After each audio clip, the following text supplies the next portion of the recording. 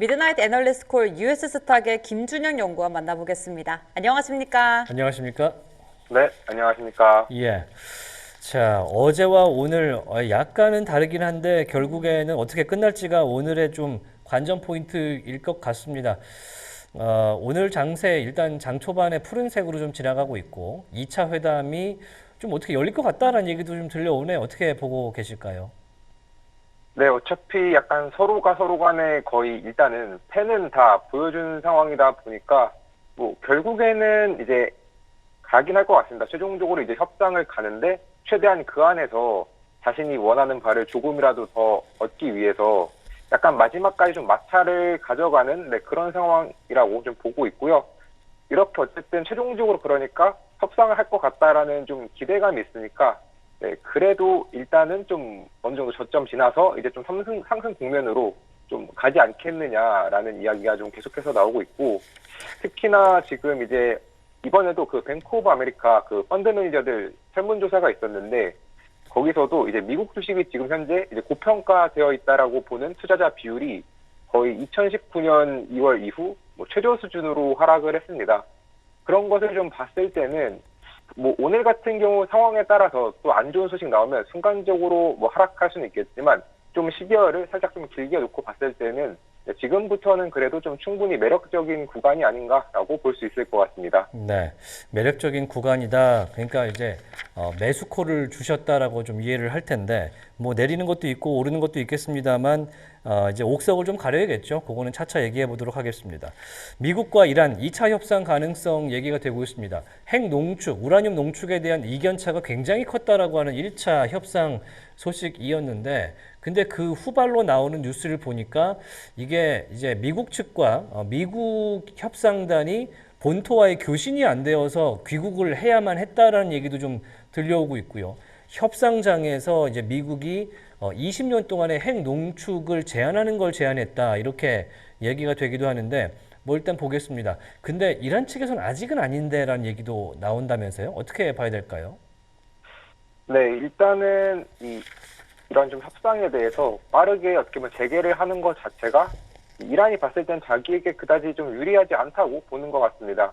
어쨌든 호르무즈 해협 통해 가지고 이렇게 시간 맞고 또 전쟁 자체가 트럼프 대통령에게 있어서는 정말 의회의 동의를 받지 않으면 전쟁을 할 수 있는 기간은 뭐 4월 29일까지로 좀 제한이 되고 있는 상황이다 보니까 시간은 좀 자기 편이다. 그래서 이 시간이 좀 유리한 거를 좀 최대한 뭐 활용하겠다라는 의미에서 이렇게 좀 이란의 국영 언론이 좀 부인을 한 것으로 보이고요.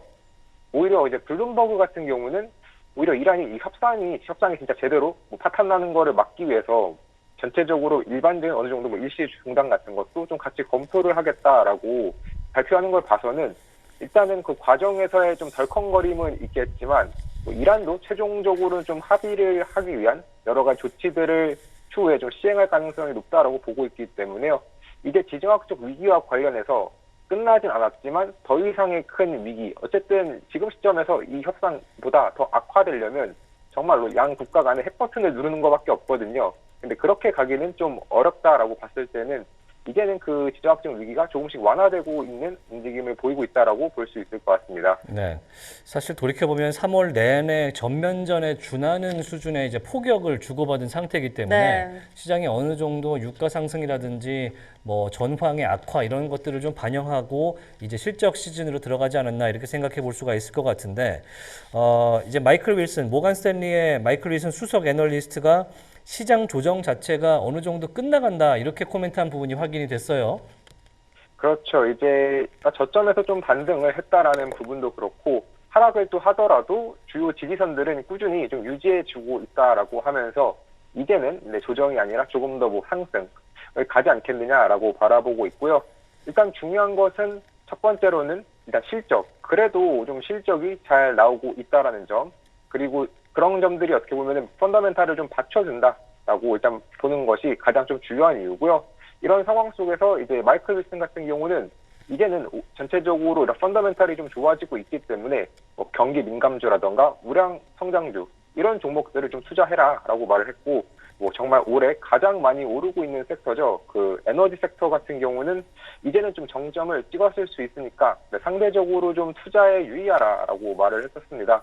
그리고 이제 그동안 정말로 하락했던 종목들 같은 경우는 다시 한번 이제 좀 반전의 기회가 있기 때문에 확실히 좀 그동안 좀 잘 오를 수 있는 충분한 좋은 펀더멘탈을 가지고 있었는데 오르지 못했던 종목들 이번 실적 시즌에 다시 한번 반등할 수 있는 여력 많으니까 관련된 기업들도 계속해서 한번 살펴보시면 좋을 것 같습니다. 네. 자, 근데 이제 여쭤볼 게 하나 있어요. 최근에 이렇게 월가의 구루들, 유명한 애널리스트들이 계속 공통적으로 내고 있는 게 조정은 이제는 시작이 아니고 끝 단계다라는 얘기를 지지난주부터 들었고 어제는 빌 에크먼이 지금 역사적으로 세계 최고의 기업들이 저점 수준이다, 매수해야 된다 이런 얘기를 했고요. 오늘 마이클 윌슨도 조정은 끝나간다 이렇게 얘기했는데 막상 이렇게 들어가면 개미털기 당하는 경우가 굉장히 많거든요. 실제로 손을 대도 되겠습니까? 네, 아마 이제 기업의 좀 펀더멘탈을 같이 보시긴 해야 될 것 같습니다. 물론 모든 종목이 다 이렇게 끝난다라는 건 아니고 아마 주요 S&P 500 안에서도 좀 실적 기대감이 있는 기업들 위주긴 한데요.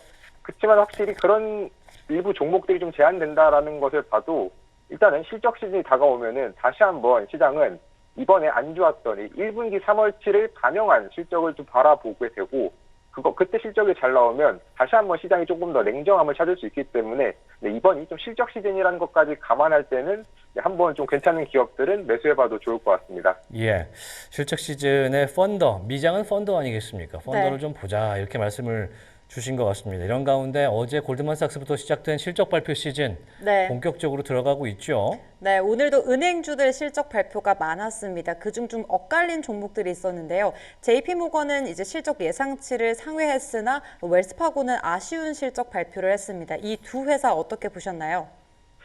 네, 일단 JP모건 같은 경우는 정말로 매출 EPS 그리고 순이자 이익까지 은행으로서 주요 지표들 모두 예상치를 상회했는데 웰스파고는 좀 아쉬웠습니다. 매출도 그렇고 순이자 이익도 그렇고 모두 다 좀 시장 예상치를 하회했거든요. 그런 걸 봤을 때는 이제 종목 안에서 여전히 좀 이렇게 같은 섹터, 같은 산업군에 있다고 하더라도 개별 종목 단의 좀 펀더멘탈을 조금 더 봐야 하는 시점이 왔다라고 볼 수 있을 것 같고요. CT 같은 경우도 워낙에 이번에 실적 잘 나왔던 만큼 실적이 좀 잘 나와주면은 확실히 이후에는 좀 이런 지정학적 위기에도 불구하고 갈 수 있는 종목들이 나올 것 같습니다.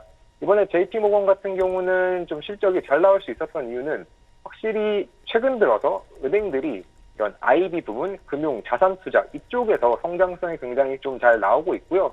그래서 JP모건 역시도 이 순이익이 전년 대비 30% 증가했고 이 FICC 부분, 채권 관련된 부분 역시도 21% 매출 증가했습니다.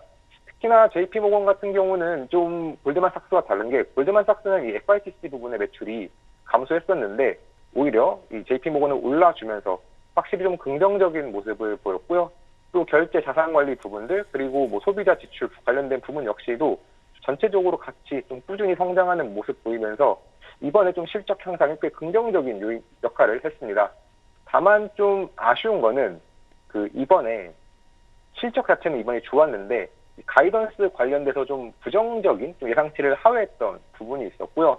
첫 번째로는 모든 은행들이 전체적으로 가지고 있는 리스크긴 하지만 이 금리가 낮아지는 거 이와 관련돼서 다시 한번 좀 실적 발표 때 이야기를 했다라는 점이 첫 번째로 안 좋았고 그리고 좀 결정적인 역할을 했던 거는 연간 순이자 이익이 좀 일부 시장 예상치인 보다 조금 소폭 하회했습니다. 요것 때문에 이제 시장에서는 JP모건이 이번에 좀 실적이 좀 잘 나왔음에도 불구하고 좀 주가 하락을 하긴 했는데요. 하지만 그거랑 별개로 이 은행 건전성과 관련해서 CET1이라고 하는 내부 자금이 없어도 은행이 얼마나 버틸 수 있는지 이 지표와 관련해서는 JP모건이 골드만삭스, 시티 그리고 그 외에도 웰스파고 이 네 가지 기업들 중에서는 가장 높습니다. 물론 이제 전분기 대비해서는 좀 소폭 하락하긴 했지만 그럼에도 불구하고 좀 가장 우수한 펀더멘털을 가지고 있기 때문에 JP모건 같은 경우는 그래도 좀 긍정적이다라고 볼 수 있을 것 같고요. 웰스파고는 확실히 좀 아쉽습니다. 왜냐하면 실적이 좀 안 좋았고 그 안 좋은 원인들 중 하나는 결국에는 이 부동산 그리고 전체적인 좀 자산 구성이 좀 안 좋았거든요. 금리 하락이야 워낙에 지금 JP모건도 다음 분기 때 좀 안 좋을 수 있다라는 우려를 이야기하긴 했지만 웰스파고는 지금부터 이미 리스크를 좀 갖고 있고요. 특히나 부동산 매출 같은 경우는 주택담보대출과 상업용 부동산 모두 다 각각 9%와 21%씩 하락을 했습니다. 네, 그러다 보니까 현 시점에서 봤을 때는 좀 이 웰스파고 같은 경우는 상대적으로 이번 이 금융주 실적들 대체로 금융주가 이 월가 11개 섹터, S&P 500 11개 섹터들 중에서는 한 7번째 정도로 섹터에 대한 전망치가 안 좋습니다. 그러니까 네 번째로 안 좋죠. 끝에서 네 번째로 안 좋은 섹터인데 여기서 좀 잘 나와주면은 향후 실적도 좀 전체적으로 잘 갈 수 있는데 이번에 약간 그냥 한 적정한 수준, 그냥 예상된 수준 정도로만 나왔다 보니까 약간 여전히 이 실적 관련된 개별 기업들에 대한 관심이 필요하다 이렇게 볼 수 있겠습니다. 네, 웰스파고가 이제 수익성 개선에 대한 시장치 예상을 하회하면서 좋지 못한 실적 발표를 했습니다. 현재 웰스파고 6% 하락하고 있고요. 이 JP모건 같은 경우는 순이자 이 전망치가 아쉬웠지만 견조하기 때문에 그나마 괜찮다라고 말씀을 해주셨습니다. JP모건은 0.7% 하락하고 지나가고 있습니다. 그러면서 오늘 이 블랙로카 시티그룹 등 이 미국 주식에 대한 투자 의견을 상향 조정하는 그런 소식도 있었는데요. 이 미국 경제에 대해서도 CEO들이 이야기를 내놨다고요. 네, 이 은행 주요 CEO들, 뭐 JP모건의 제이미 다이먼도 그렇고 또 웰스파고의 CEO 역시도 다 현재 미국 경제가 그래도 좀 강한 회복력을 가지고 있고 여전히 좀 성장할 수 있는 여력이 있다라고 했습니다. 물론 이제 제이미 다이먼 같은 경우는 이 현재 좀 자산 수준이 너무나도 좀 높게 올라가 있다. 그래서 일부 좀 뭐 버블과 관련된 우려를 이야기하고 있지만 뭐 전체적으로 봤을 때 뱅크 오브 아메리카의 이런 펀드 매니저들 같은 경우는 오히려 최근 들어서 이 리스크가 좀 줄어들고 있다. 버블과 관련된 리스크가 줄어들고 있다라고 이야기를 했고요. 웰스파고 CEO 역시 이번에 뭐 회사의 좀 실적은 안 좋았을지언정 소비자들의 전체적인 재무적 건강 상태가 너무 좋고 그리고 대신에 이제 고유가와 관련된 영향이 좀 구체화되는데 시간이 필요하다 보니까 약간 조금 더 천천히 시장을 바라볼 필요는 있다라고 하면서 일부 신중론을 이야기했지만요. 하지만 결국 그것과 관련돼서 이미 시나리오별로 좀 다양한 대비를 해놨다라고 하면서 전체적으로 미국 경제가 여전히 회복력이 있고 강력하다라는 점을 다시 한번 좀 강조를 했던 만큼 한번 미국 주식에 대해서는 좀 계속해서 한번 긍정적으로 바라보시면 좋을 것 같습니다. 네, 오늘 뭐 비중학교 의견을 제시했던 두 기관이기 때문에 주목해보면 좋지 않을까 이렇게 생각이 됩니다. 자, 이런 가운데 1경원 이상의 이 운용자산을 갖고 있다고 하는 블랙락의 실적 발표가 있었는데 AUM이 살짝 시장 예상치 밑돌았더라고요. 네, 이제 AUM 같은 경우는 그쵸 예상치보다 좀 소폭 낮은 모습을 보였는데요. 13조 8,900억 달러를 보여줬는데 예상치는 13조 9,200억 달러여서 정말로 소폭 낮았습니다.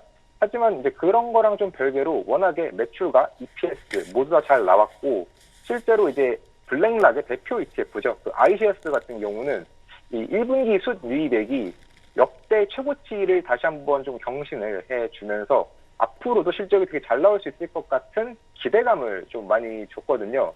구체적으로 봤을 때도 이번에 특히나 iShares가 단순히 그냥 자금이 많이 들어왔다. 이 정도를 넘어서 이 수수료율도 좀 계속해서 좀 조금씩 올렸는데 그 부분도 좀 같이 시장에서 받아줬고요.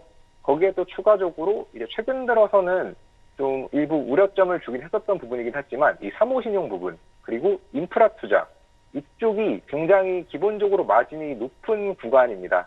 마진이 고마진 구간인데 여기서 굉장히 더 높은 수익을 얻었다라는 점 거기에 추가적으로 이제 블랙락 같은 경우는 단순히 일반적인 어떤 그냥 ETF를 만드는 자산운용사를 넘어서 금융과 관련된 다양한 기술들을 좀 제공하는 그런 기업이 되고 싶어 하거든요. 그런데 뭐 알라딘이라던가 아니면 최근에 인수했던 그 프레킨 같은 인수 효과들이 좀 나오면서 기술 부분의 매출이 22% 증가했습니다. 아마 이 부분과 관련해서 시장이 워낙에 좀 더 긍정적으로 좀 파악을 했기 때문에요. 그래서 지금 현재 이제 블랙락 같은 경우는 주가도 굉장히 좀 잘 오르고 있는데 워낙에 블랙락이 그동안 좀 실적이랑 별개로 주가가 좀 못 갔었습니다. 근데 이번에 다시 한번 좀 턴어라운드를 할 수 있는 좀 지표를, 펀더멘탈을 좀 마련을 했던 만큼 향후 이제 다시 한번 이 블랙락의 좀 성장에 대해서도 관심 가져주시면 좋을 것 같습니다. 네, 블랙락까지 실적 발표 얘기를 좀 해봤고 금융 섹터 이번 주에 내내 실적 발표고 모간 스탠리도 내일 실적 발표되는데 좀 기대가 되고요. 그런데 우리나라 투자자분들이 미국 증시 안에서는 금융 섹터 마치 뭐 우리나라의 미래에셋증권 투자하듯이 잘 안 하시잖아요. 그런데 사실 금리 인하 사이클에 들어간 상태에서는 이런 회사들이 어떤 측면에서는 뭐 OBBA 법안의 수혜주다 이런 얘기도 좀 있었고 전반적으로 좀 지켜볼 필요가 있을 것 같은데 투자 의견은 어떻습니까? 네, 금융주가 약간은 좀 재미없다라는 네, 견해도 있습니다. 물론 이제 그 부분이 일부분 맞고요. 또 이제 금융주가 잘 가려고 하면은 그래도 어느 정도 이제 M&A라던가 이런 것들이 특히나 최근 들어선 IB 부분이 중요해서 여기가 잘 가야 되는데 이 지정학적 위기 때문에 다른 것보다 기업들이 실적이 잘 나오는 거랑 별개로 이 추가적인 어떤 M&A는 조금 덜 일어날 수도 있어가지고 아마 지금 시점에서 가장 많이 오를 수 있는 섹터까지는 아니지만 그래도 이 미국 경기가 좀 버텨주고 좀 올라간다면 이 금융주도 사실 따라가는 게 특징적이다 보니까 그냥 미국 경기에 대해서 좀 포괄적으로 베팅을 할 때는 금융주도 한번 고려해 볼 수 있을 것 같습니다. 예, 뭐 금융주 섹터 흐름으로 봤을 때는 뭐 올해 금융 섹터가 뭐 지금 파이낸셜 같은 경우는 한 달 기준으로 6% 갔고요. 3개월 기준으로는 4%가 빠졌네요. 그러니까 전쟁에 따라서 이 등락이 있고 사모 신용과 관련된 리스크가 커지면서 지금 하락폭이 커졌다라고 네. 보면 좋기 때문에 이번 실적 발표가 좀 반등의 지렛대가 됐으면 하는 그런 바람도 가져보도록 하겠습니다. 자, 이번에 엔비디아 얘기를 좀 해볼까요? 네, 엔비디아가 1년 동안 이 대형 PC 기업을 인수하기 위해서 협의를 했다라는 소식에 시장에서 전일장에서 델과 HPQ를 주목하면서 많이 올랐습니다. 하지만 엔비디아가 이를 공식적으로 부인했고 두 회사 주가가 떨어지고 있는데 이 엔비디아의 대형 PC 인수설 어떻게 보면 좋을까요? 네, 이번 인수설은 어떻게 보면은 이 설 자체를 봤을 때 이것이 뭐 진짜냐 아니냐를 넘어서 과연 엔비디아가 정말로 이 PC 기업 인수설이 나올 만큼 PC 기업이 엔비디아에서 좀 중요하냐라는 거를 같이 보면 좋을 것 같습니다. 특히나 과거에 이번 소식 자체가 그 세미 어큐레이트라고 하는 그 이 언론에서 이렇게 이야기를 한 건데 사실 과거에도 이 세미 어큐레이트가 이런 좀 약간 대형 기업을 그러면 조금 그동안 잘 성장하지 못했던 기업과 함께 묶어가지고 인수 소식을 발표했던 적이 있었거든요. 그러니까 작년 1월 같은 경우 이 세미 어큐레이트가 일론 머스크가 막 인텔을 인수할 것이다 이런 견해를 좀 제기를 했었습니다. 근데 실제로 이제 작년에 그런 결과를 이야기를 했고 1년 뒤에 보면은 인수는 하지 않았지만 또 막상 이 테라팩과 관련된 파트너십을 맺긴 했었다라는 점을 좀 같이 고려할 때 이번 소식 자체가 이 엔비디아에게 있어서도 나름 좀 PC가 중요하다라는 것을 좀 알 수 있었고요. 특히나 그때 바로 어제 그 해당 소식이 일어나고 나서 주가 상승한 이후 지금 좀 주가가 좀 하락을 했다라고 하더라도 완벽하게 가격을 좀 돌리지 않고 살짝 밑단으로 있는 이유가 결국 이 엔비디아 입장에서도 자신만의 좀 폐쇄된 생태계를 좀 갖고 싶어 하는 거 아니냐라는 생각을 해볼 수 있습니다. 마치 이제 애플이 이 맥부터 시작해가지고 M1, 뭐 M칩과 관련된 생태계 이런 것들 한번 만들어내면은 향후에 좀 성장성 그리고 추후에 있던 락인 효과 이런 게 워낙에 좀 강력하기 때문에 엔비디아도 사실 좀 그런 거 일부 원하는 부분이 있고요.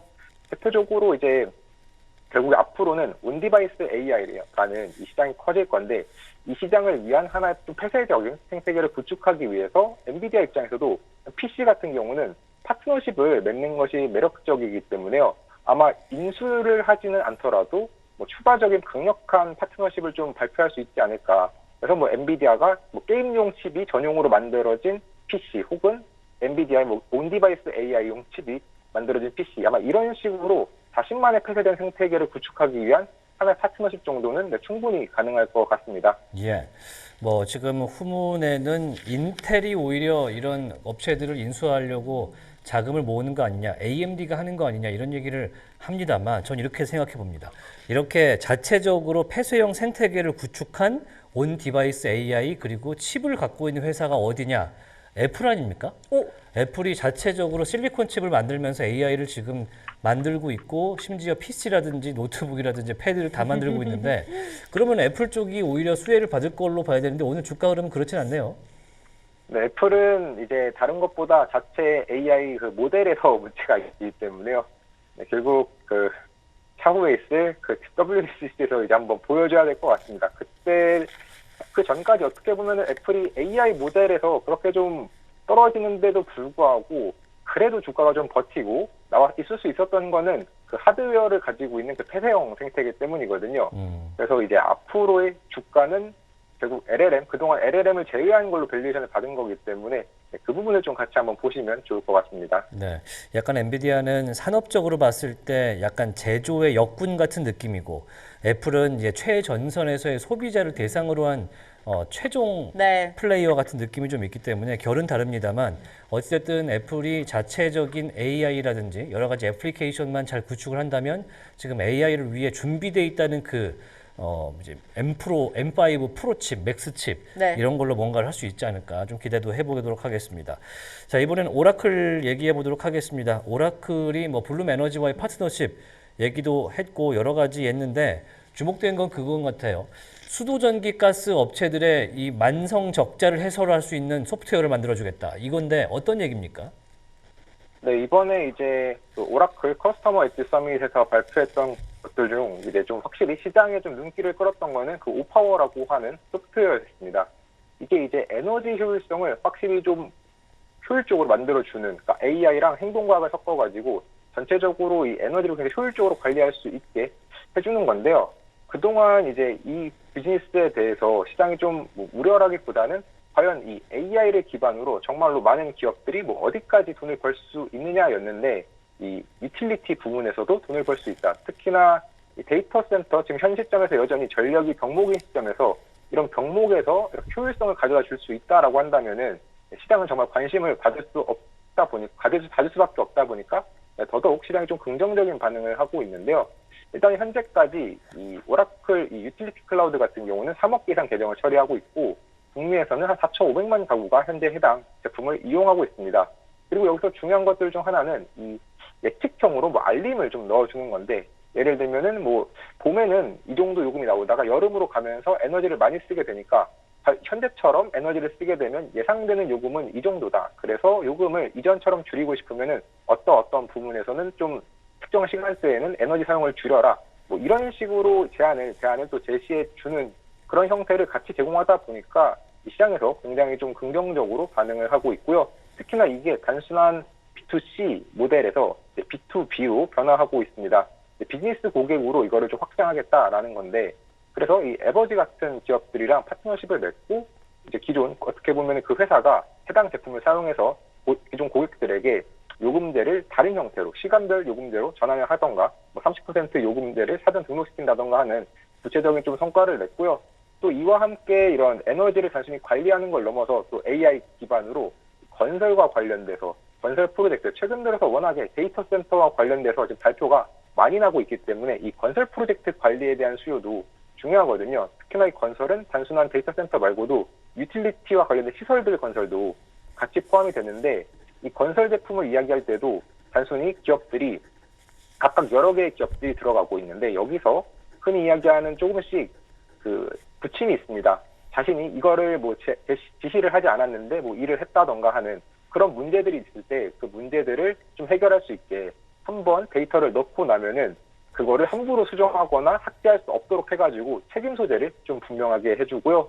또 품질 검사를 어디를 했고 어디를 안 했는지 이런 것들을 훨씬 더 디지털화해서 자료의 투명성도 높여줬습니다. 그리고 그런 건설을 하는 과정에 있어서 어떤 식으로 하는 것이 더 효율적일지 이런 판단 기능까지 좀 넣으면서 오라클이 단순히 이 AI를 그냥 뭐 클라우드라는 인프라를 깔아주는 기업을 넘어서 어쨌든 AI를 기반으로 해서 수익을 얻는 게 즉 기존 AI 네이티브 기업들이 아닌 그냥 다른 기업들도 AI를 기반으로 충분히 수익을 얻을 수 있다는 것을 좀 증명을 했다 보니까 이런 측면에서 이 오라클의 실적은 오라클을 넘어서 전체적인 좀 소프트웨어 기업들에게 좀 긍정적인 효과를 줄 수 있다라고 보시면 될 것 같습니다. 네.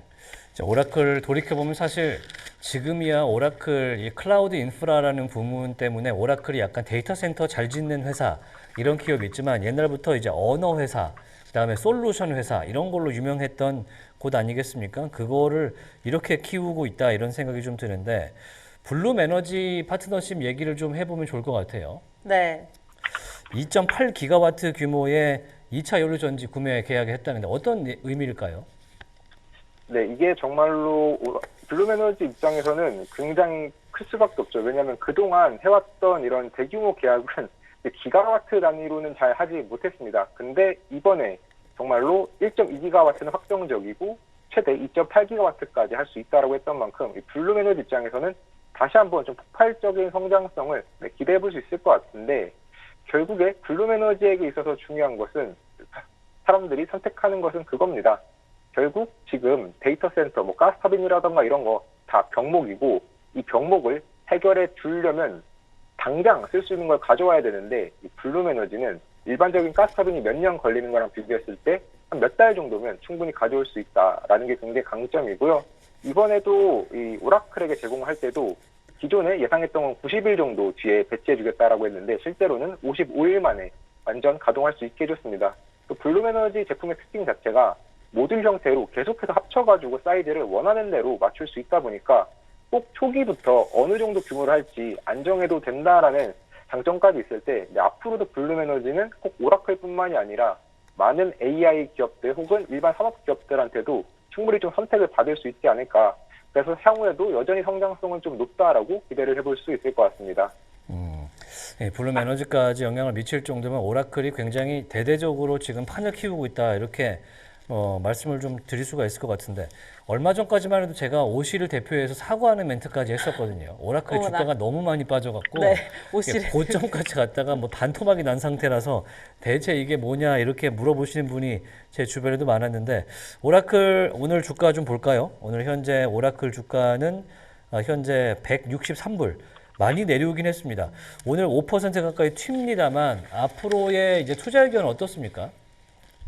네, 오라클은 네, 지금 시점에서 이미 실적 시즌이 좀 들어왔기 때문에요. 아마 지금 당장 이제 바로 투자를 하기에는 한번 좀 일부 띄움으로써 기본적인 그동안의 우려 해소는 일부 좀 반영이 됐습니다.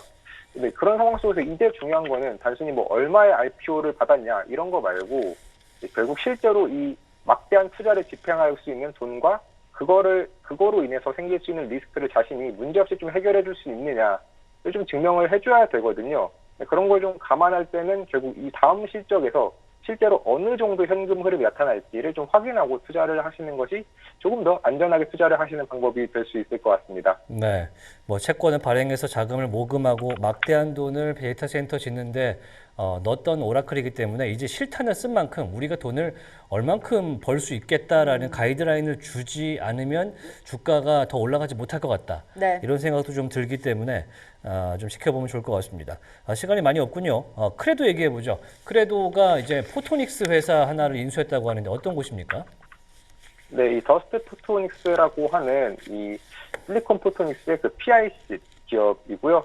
그런데 이 전체적으로 봤을 때 이번에 인수로 인한 주요 좀 효과를 본다면 결국 이 크랩 테크놀로지는 이 불이 그 흔히 이야기하는 그 보라색 선으로서는 굉장히 매력적이지만 이 광학과 관련된 비중이 상대적으로 좀 적었다 보니까 거기서 주가가 좀 부정적인 영향들을 많이 받았습니다. 이 포토닉스 쪽이 곽금을 받을 때마다. 근데 이번에 좀 인수를 통해 가지고 이제 그동안 뭐 400T부터 3.2T까지 그 거대한 규모를 모두 다 확보할 수 있는 로드맵을 갖게 됐고요.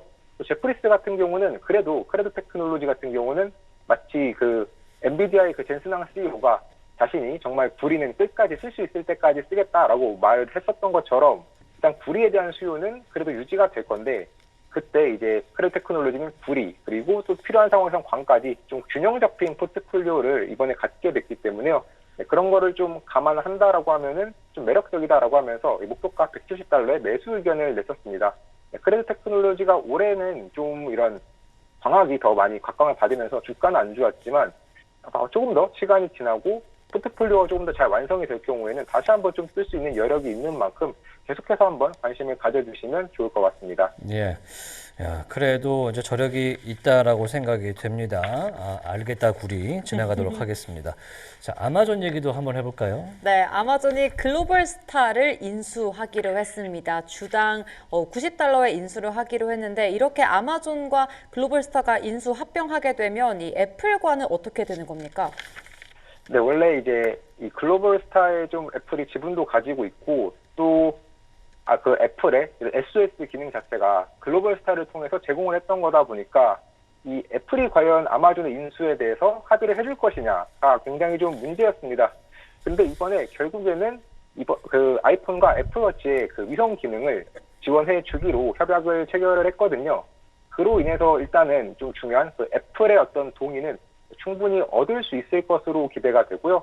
그래서 한 2027년도면은 인수를 좀 완료할 수 있다라고 아마존이 또 발표를 했습니다. 그런 걸 감안한다면 네, 아마존 이 현재 아직까지 서비스가 정식으로 진행되고 있지 않은 이 레오도 계속해서 잘 갈 수 있지 않을까 하고 기대를 해볼 수 있을 것 같습니다. 예. 자, 오늘 글로벌스타의 이 아마존의 인수 소식까지 전해주셨는데 시간이 많지 않은데 오늘 대화 내용에는 없는 거 하나 여쭤보겠습니다. 레드와이어가 오늘 해군 스토커 드론에 2천만 달러 규모 수주 소식이 있었는데 1%가 빠지거든요. 왜 빠집니까?